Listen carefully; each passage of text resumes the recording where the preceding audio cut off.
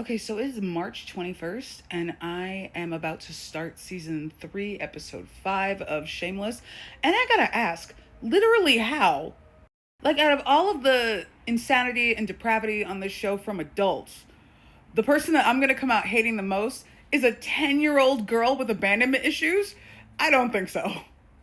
Like, you're telling me, Frank, this motherfucker in season 3 called CPS. I have no idea what's going to go on with the CPS thing, but like, he called CPS at the bar anonymously.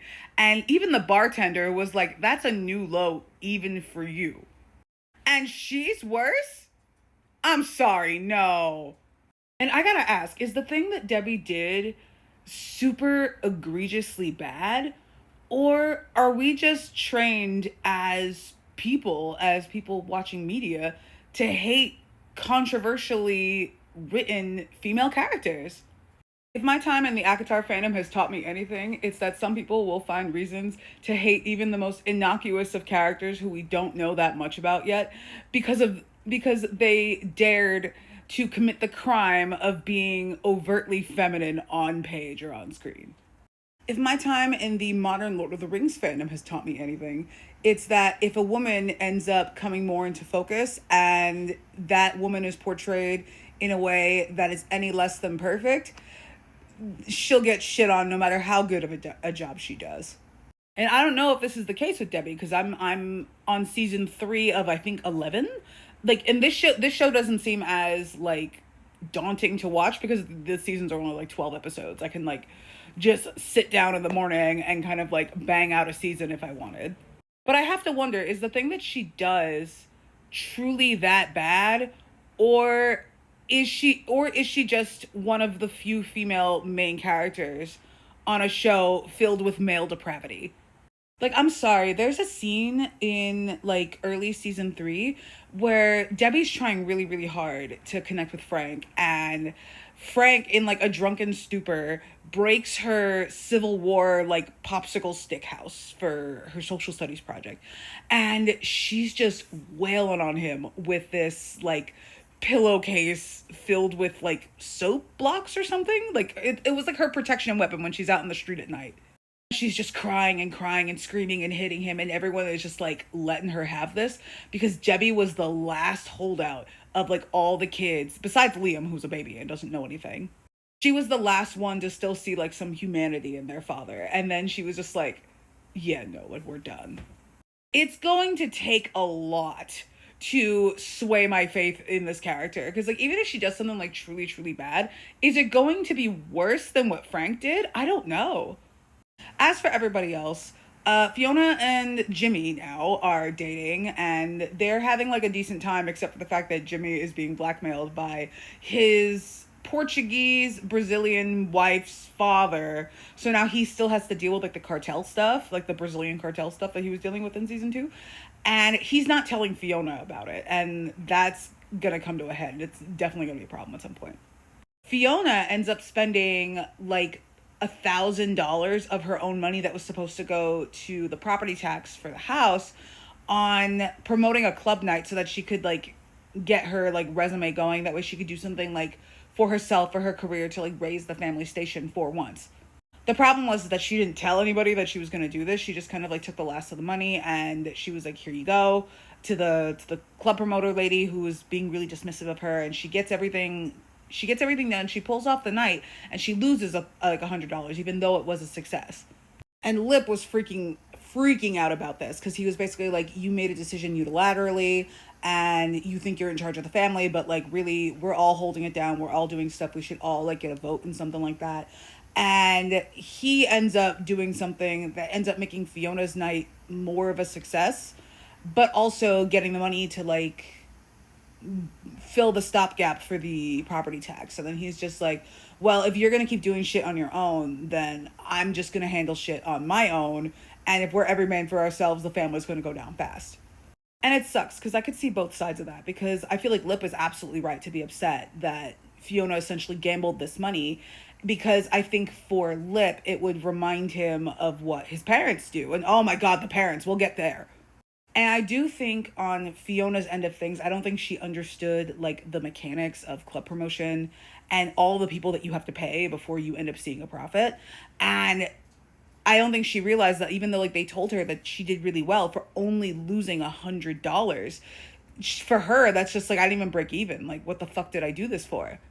That's honestly the case for a lot of different things. Like I've done a couple cabarets like in the city, and generally it's like it's $10 a seat, and you have to make sure that you get like at least six people in there, or else you don't make your minimum, and then you have to pay like whatever the difference is like for your minimum. And I've seen friends like get fucked with this, where everyone will be like, "Oh, like we're gonna show up, it's gonna be a thing," and then you end up booking the room, you end up booking the space, and then you do your show, and then it turns out nobody on your side showed up, and now you owe like $400, which is insane. You basically paid them to like put on a show where like you were supposed to be making a little money, you know? That being said, on Fiona's side, I do think that she has sacrificed so much. I think like she's been raising her siblings like basically full time since she was 15 years old, and her parents still have the audacity to make more and dump them on her. So, like, just let her have this. Just let her have this one thing. Let her make this one mistake. Jesus Christ. I haven't actually mentioned these two yet. This is Kevin and Veronica. This is Kev and V. They live, like, I think next door to the Gallaghers, and they are the cutest, sweetest couple alive. I feel like saying some of the shit that they do on camera will get this video like shadow banned or whatever, so I'm not going to get into that. But I do think that their relationship is set up to like be developing, and they're trying for kids. So like I'm really rooting for them. I hope that they have their babies soon.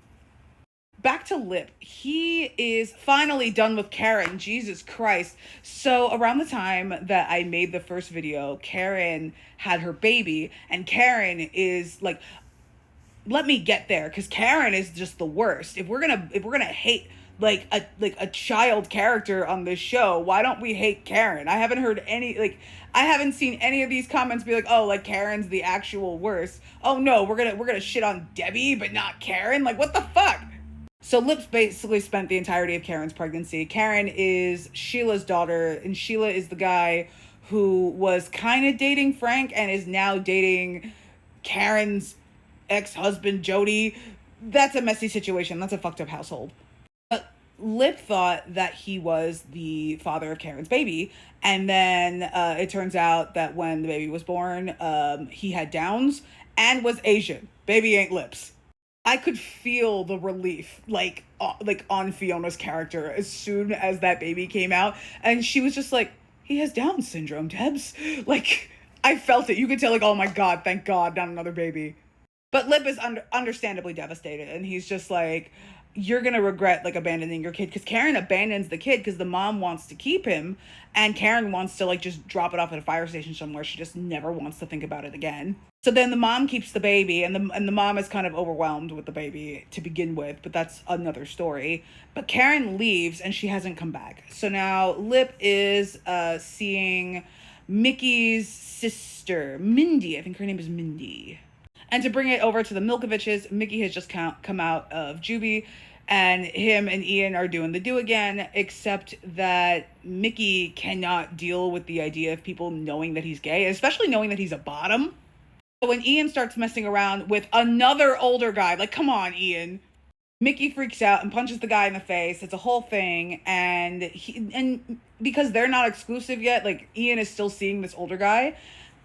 So then Jimmy takes Fiona and her siblings to dinner at like this fancy restaurant, and they meet Jimmy's family, and then the dad shows up, and it turns out, oh shoot, it's the guy that Ian's fucking. So Ian has spent the last like however many episodes fucking Jimmy's father. And that all comes to a head because Jimmy's parents split up because of the teenager fucking, and apparently they don't have any money. So Ian eventually has to confess, like, hey, sorry, Fiona, I fucked your boyfriend's dad. Sorry. And on like a general note, Monica, like their mom showed up, and she was doing okay. And she was like kind of flying high bipolar, and then she was really low bipolar, and then they had Thanksgiving, and then the mom just kind of went, I'll be right back, and then she slit her wrist in front of everybody, which, oh my god. And then Frank tried to bail her out of the insane asylum, and then Monica runs away with Dharma from Dharma and Greg, and that's what you've missed on Shameless. This show's so interesting. I need to finish Grey's Anatomy, and I will finish Grey's Anatomy, but I'm kind of on this first because I need to wait for my husband for Grey's Anatomy. Either way, I'm excited.